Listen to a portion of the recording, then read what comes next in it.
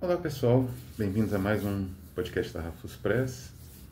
Hoje teremos um episódio de espeleologia. Acho que todo mundo é um especial, né? Ainda por conta da campanha de Red Oliver. Continua, está se aproximando aí do final. Já tem metade, um pouco menos da metade. Acreditamos que dê para complementar algumas coisas. Como eu disse, o conteúdo está fechado, né? Um contrato ali mais direto com o autor, né? Mas, quem sabe a gente consiga melhorias na parte formal do livro, capa dura, enfim, esse tipo de elemento, né? Com, enfim, alcançando 100% ou passando até, né?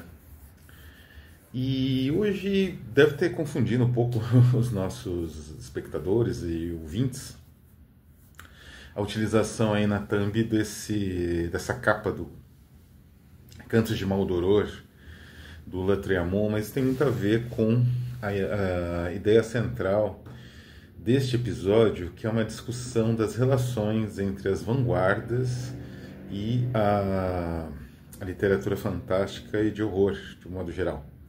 Existe uma relação bastante óbvia em alguns pontos, né?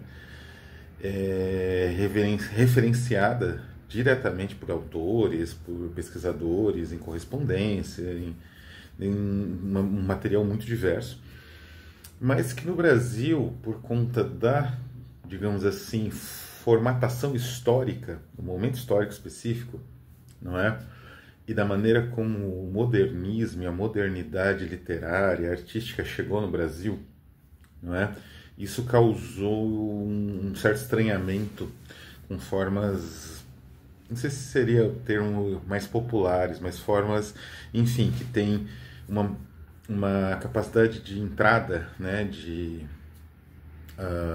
pertencimento de setores como o acadêmico um pouco mais difícil, um pouco mais entrevado, né, assim, um pouco mais complexo. Não que não exista ou não tenha existido, mas não é tão fácil, né? Então, essas condições peculiares do Brasil formataram uma visão geral de vanguarda que não é verdadeira, não é? As vanguardas tiveram uma influência tremenda na construção de uma visão de terror e de horror e de fantástico no século XX, né? E por isso o Lautréamont, porque o Lautréamont ele praticamente seria invisível por bem mais de um século, né, se não fossem os surrealistas que resgataram o Lautréamont, né? Da mesma forma que não os surrealistas, mas setores ligados ao surrealismo, como o Bethel, né, e o grupo dele, o Colégio de Sociologia, o Acefali, resgataram Nietzsche, né? Então, não é esse trabalho de resgate das vanguardas, que não era muito claro no Brasil, por motivos que eu vou abordar em breve. Esse trabalho de resgate possibilitou um reconhecimento de um autor como Lautréamont, que não é limitado só a estudos acadêmicos, né? Ele não é um autor lido só por ter sido importante em determinado momento histórico, sendo que nem foi, não é? Ele era um autor radical, de fato, mas tinha vários, né, na época, não é? É quase como se ele escrevesse para outra época, né? Então, esse aspecto foi fundamental. E então esse resgate também é importante, e isso impulsionou a literatura de horror fantástico e fantástico de horror, separadas também, de maneira decisiva no século XX e XXI, diga-se de passagem. Mas estou adiantando um pouco as coisas, né? Antes a gente precisa fundamentar um pouco essa visão, né, em termos históricos, né? As vanguardas, elas, a começar do próprio decadentismo, tinham uma relação direta com a produção cultural, digamos assim, em escala industrial, né? Que era a cultura de massas, como nós conhecemos hoje, que já se estabelecia no final do século XIX, graças a algumas evoluções técnicas, né? De impressão, de registro de imagem, registro de som, né? E de reprodução desses registros. Conforme se ia se sofisticando mais e mais, isso ia tendo impacto na cultura, né? E as vanguardas daquele momento, a começar do simbolismo, especialmente do decadentismo e da segunda fase do simbolismo, eu aqui trabalho como Camilo Prado e outros aqui no Brasil, né, alguns no exterior, trabalham o simbolismo decadentismo como uma vanguarda, a proto-vanguarda, né, digamos assim, com todos os elementos, manifesto, cenáculo, organização, né, mais ou menos militar, não militarizada, né, mas tem esse tom de vanguarda, de certa forma, enfim.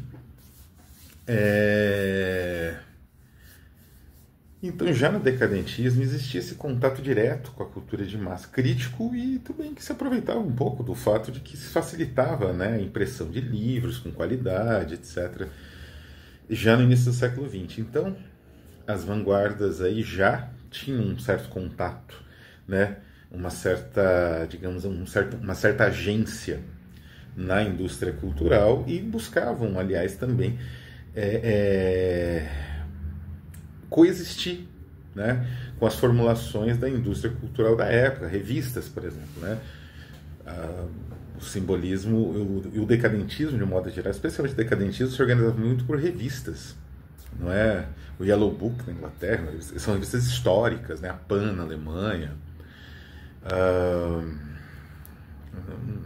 enfim, essa organização, no Brasil várias revistas, né, de simbolismo e decadentismo, já era, especialmente na Alemanha, a Orchidengarten, né, que era uma revista de fundo mais ou menos, né, pós-simbolista decadente, já com bastante influência do expressionismo, e que antecipa em alguns anos a World Stories, na primeira revista de periódica, né, especializada em horror fantástico e horror também, né, separados, do Ocidente, né, a primeira do, sei lá, quase do planeta, né, antes da World Stories. Então, e uma revista nitidamente inspirada pelo vanguardismo residual dos decadentes e mais agressivo do expressionismo, especialmente na capa, nas artes, né?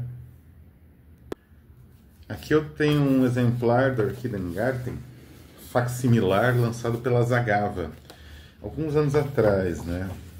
Foi em 2000 não vem infelizmente a data, porque, né? Já mostrei algumas vezes essa edição, sensacional, não é? E era uma revista como a World Stories, de Lovecraft e tantos outros. E ela inaugura, na verdade, o fantástico, né,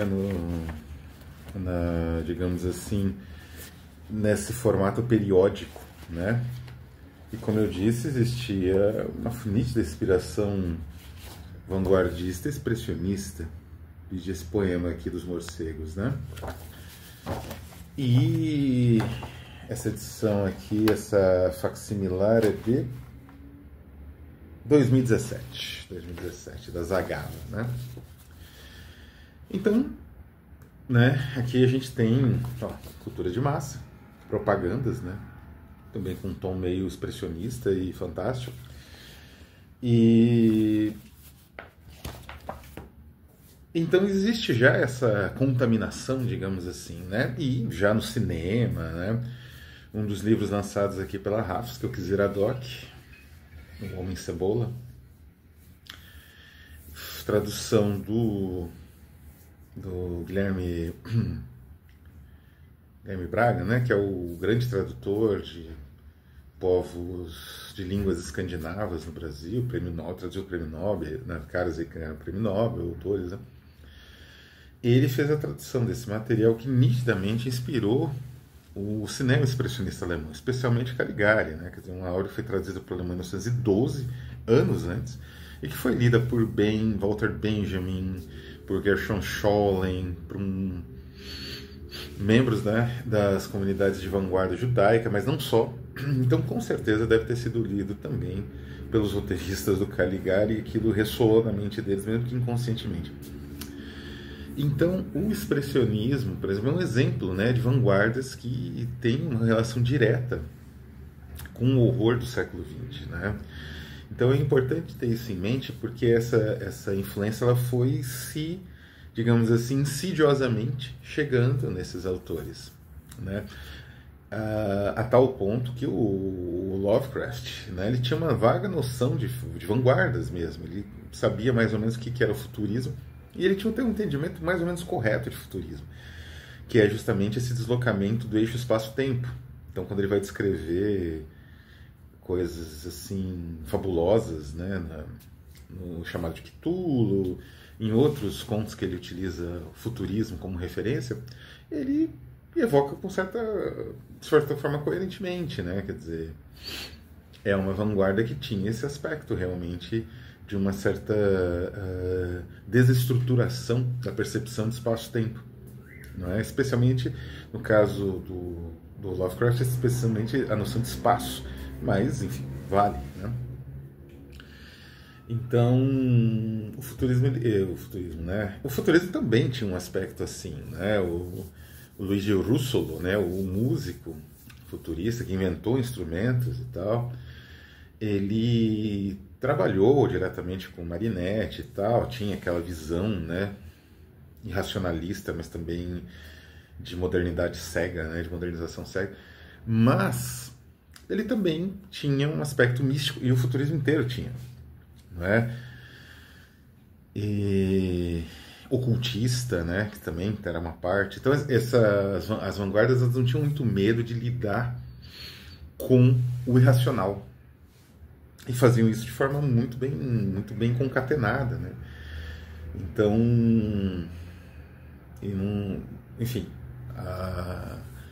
essa modernidade vanguardista europeia, ela costumava também, por outro lado, resgatar a importância de autores primordiais que tinham diretamente a ver com um aspecto estético noturno, gótico, fantástico, né?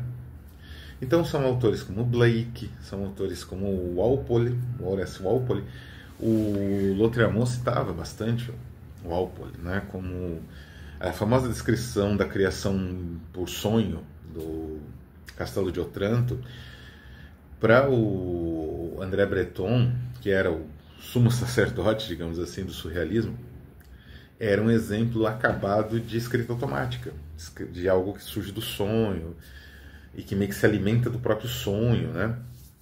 Então, ou seja, o Breton já tinha uma percepção, né, inspirada pelo gótico, né? E resgatou autores do gótico, como o Walpole, né? Então, percebam como tanto o trabalho de resgate como um trabalho de elaboração de universo, um universo mais fervilhante, mais febril, né? Isso tem muito nas vanguardas, mais violento, mais intenso e por vezes assim mais aterrorizante, né? Quer dizer, por ser mais violento, por ter algo meio de ritualístico, meio de sanguinário. Todas as vanguardas têm isso, né? Como mencionei, o futurismo o italiano, o futurismo cubo, o futurismo russo, o surrealismo, o dadaísmo, o expressionismo, né? Isso tinha muito a ver com uma ideia de desagregação do universo, que é basicamente digamos assim, a essência do horror literário, né? O que aconteceu no Brasil para ver essa separação? E como eu disse, se já o Breton reconhecia o Walpole, né, isso você pode ler nos manifestos, tem uma excelente edição. Eu não estou com o meu aqui, eu tenho a edição dos manifestos de várias formas, né, dos manifestos do surrealismo do Breton, mas tem uma edição excelente das 100 cabeças, né, vai estar elencada na bibliografia aqui do episódio, que está no comentário, né, primeiro comentário, mas e vale a pena, né? Então, se o Breton reconhecia isso de autores do romantismo e do gótico, né, e existia essa busca, né, por esse passado mais fervilhante, mais febril, isso da parte de todas as vanguardas, né, o que realmente... E dessa noção também de desestruturação da realidade. Quer dizer, isso é essencial para também todos os membros de vanguarda, seja a realidade do espaço-tempo, como no futurismo italiano, seja a realidade percebida pela consciência, como no surrealismo. E um pouco do expressionismo também, né? Seja a realidade construto político no dadaísmo, também gera uma espécie de horror pela guerra e tudo mais, né? Aí uma espécie de humor negro, né? também uma criação, um conceito, né, uma criação do Breton, adaptando o roman noir para humor noir, né? Mas o que exatamente aconteceu no Brasil, né? Os autores de vanguarda, da mesma forma, no Brasil, tiveram suas experiências com elementos do fantástico, do horror. Teve até uma recente coletânea, recente nem tanto, mas é relativamente recente, de alguns contos de Guimarães Rosa de horror, ou de fantástico, de suspense, enfim, né?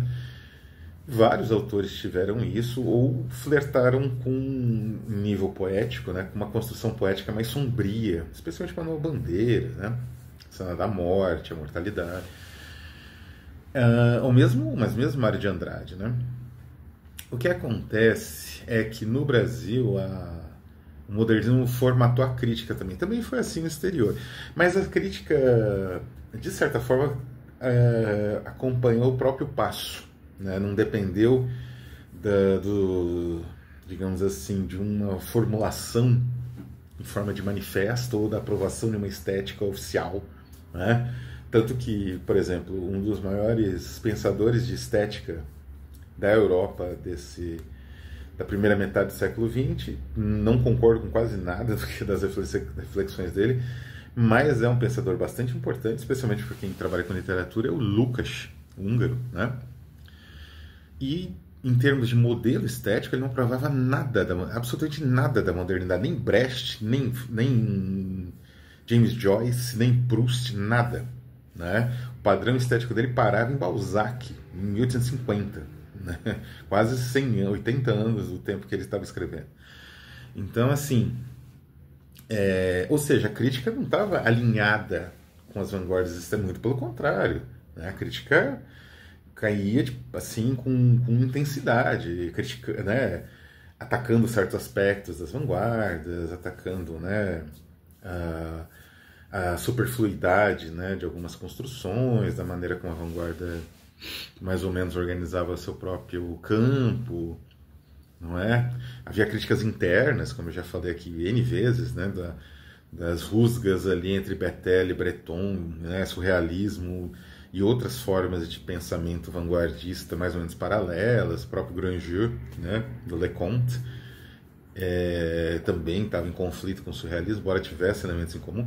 Enfim, era um debate, era bastante intenso e ríspido, né, a questão estética nesse período, que não aconteceu no Brasil. No Brasil, o modernismo se tornou uma estética meio oficial, algo parecido aconteceu com o futuro italiano, mas mesmo o futurismo italiano tinha críticas internas, né? Tinha defecções, gente abandonava o barco, passava a discordar do Marinetti, coisas do gênero, né?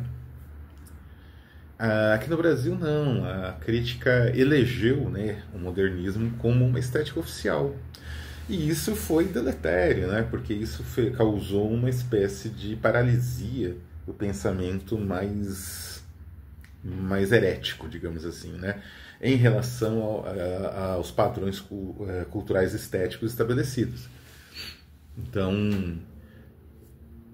não é a questão da vanguarda, por exemplo, passou a ser algo acadêmico. E o material desses autores relacionado a, digamos assim, essas intensidades noturnas, né? Essas modulações fantásticas ou terroríficas ou horroríficas, isso desapareceu do horizonte. Era jogado para debaixo do tapete por décadas, né, de crítica por conta desse ajuste, digamos assim, que acabou surgindo. Claro que isso não é universal, né? Claro que o Brasil não era, sei lá, a União Soviética de Stalin tinha um Zhdanov.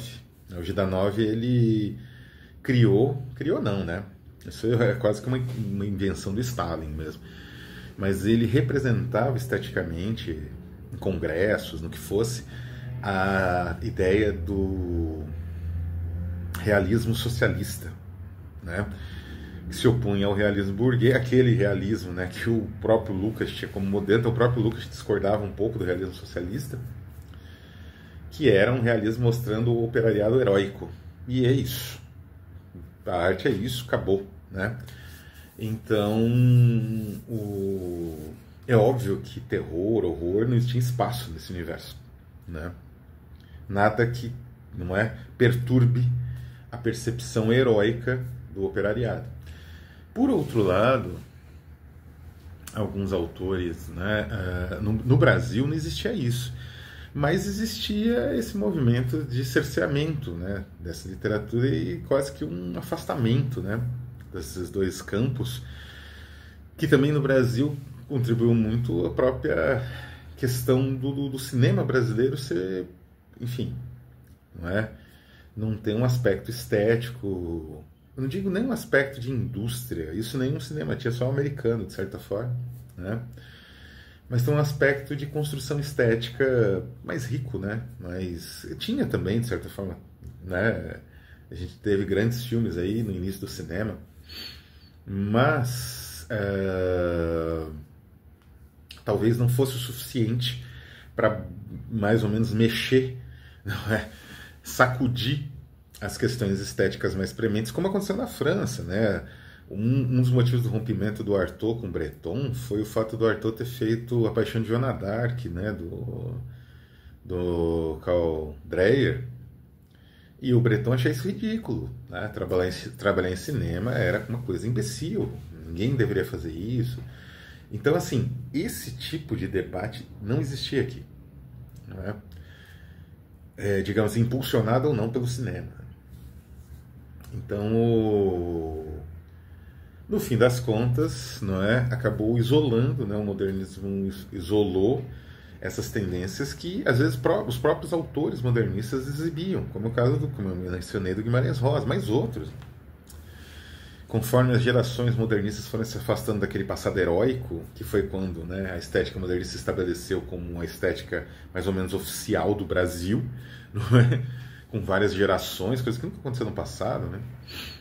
E surgiu grupos, né, de autores que tentavam resgatar o passado, que, por conta dessa opção quase oficial do modernismo, houve uma espécie de conflito e cerceamento com o passado literário, que só era resgatado, diferente do surrealismo, que resgatava tudo, que tinha algo de noturno ou perturbador, né, ou inconsciente em sua composição. No Brasil não houve esse processo por muito tempo, né, até o grupo Noigandres, né, o grupo dos irmãos Campos e Décio Pignatari, começarem a resgatar Quilquerry, né, Pedro Quilquerry e outros autores brasileiros, Sousandred, né, e outros autores brasileiros do século XIX. Mas isso não acontecia porque havia uma espécie de conflito, né, entre uma noção de modernidade, é quase uma noção política daí, e uma noção de passado, passadismo, que era representado, assim, o parnasianismo encarnava isso muito bem, mas a tendência era confundir tudo. Então Cruz e Souza também, né? Entrava tudo no mesmo balaio, embora todos esses autores, mesmo, né, os simbolistas parnasianos e tal, fossem estudados, inclusive no segundo grau, no médio, né, no Brasil, nas escolas, e tinham bastante matéria sobre isso. Era uma visão totalmente viciada, né?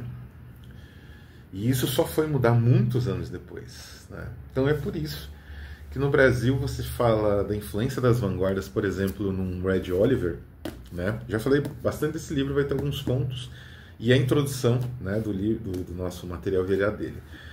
Mas aqui ele cita, né, que é um procedimento, aliás, pós-moderno, né, ele cita imediatamente o Gabinete do Dr. Caligari, nesse conto, que aliás vai ser traduzido. E esse conto, ele tem algo realmente de Gabinete do Dr. É traduzido, aliás, pelo Fábio Fernandes, né? Esse tradutor brilhante que veio voluntariamente conhecer o projeto e se encantou e vai fazer algumas traduções, né? Mas então, é uma referência ao Gabinete do Dr. Caligari, não é? Quer dizer, existe essa percepção que um certo cinema expressionista, por exemplo, foi essencial para o desenvolvimento da literatura de horror, porque inclusive esse conto foi originalmente publicado numa coletânea em homenagem ao filme, 100 anos, né, ou mais. E nesse mesmo livro tem The Game of Bear, né, que é uma homenagem, né? É o Ed Oliver finalizando um conto do M.R. James, né? E aí, de novo, M.R. James não era um escritor de vanguarda, mas era um escritor desse universo do início do século XX bastante tenso, bastante, digamos assim, complexo, né? Em que vários desses autores estavam em constante conflito com outros autores de vanguarda, às vezes eram resgatados por esses autores de vanguarda, às vezes eram condenados, né? A Inglaterra tinha muito disso, né? A vanguarda era o grupo Bloomsbury e alguns outros mais, ele é um pouco mais fragmentada, mas tinha muita discussão a respeito de forma, ideologia, concepção, né?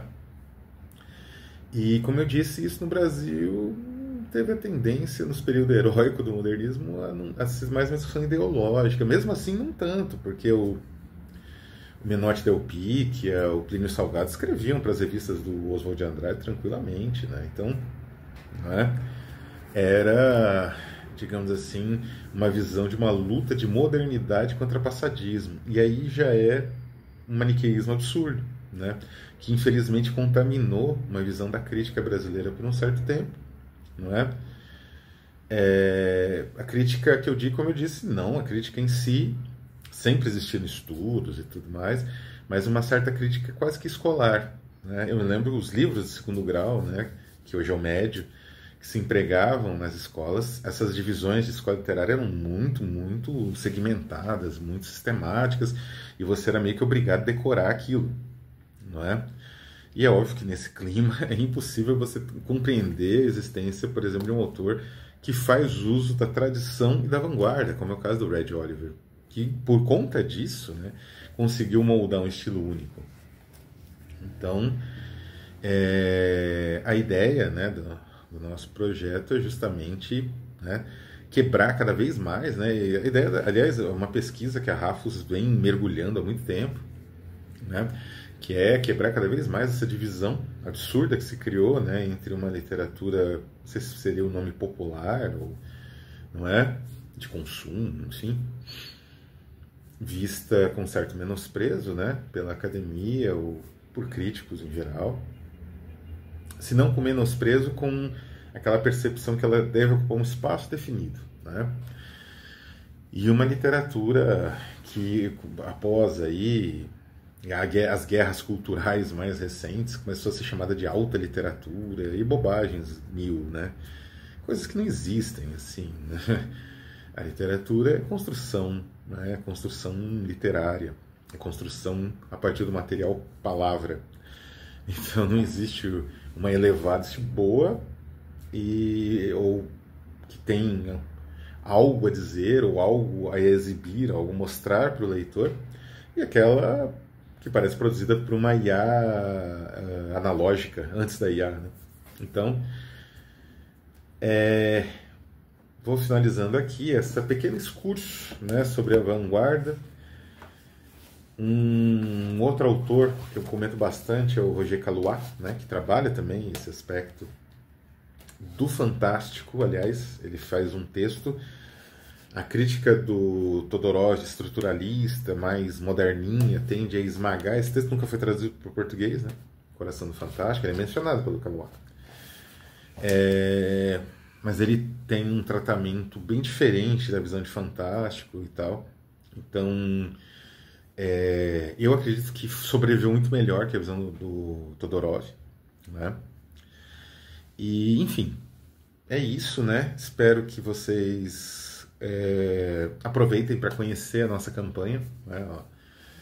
A Câmara Obscura, né? Que vai trazer justamente o Red Oliver para o Brasil, né? Conheçam, apoiem, não é? Vale a pena, vai ser uma obra única e uma tradução foi pensada por muitos anos. Eu conheço esse autor e leio, e conheço ele inclusive pessoalmente, né? E a campanha mesmo já tem bastante material para todos os gostos, né? Entrevistas, vídeos, essa série de vídeos, né? Então, só de entrar no site do Catarse, você já vai ter acesso a esse material. Então, convido pelo menos a conhecer esse material extra, totalmente de graça. E se